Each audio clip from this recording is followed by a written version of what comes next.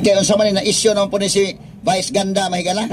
Wala na sobraan siguro na iyang joke mga sukit ni pamilya na sobraan siguro niyang pagkatawan.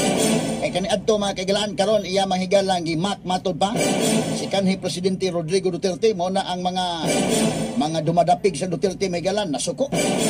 Onya ang problema ni ron kay nanawagan kung unsa kuno ning mga ipang-endorse nga product mga higala ni Vice Ganda mo kadto ang mga loyalist no kay mingon adi mi.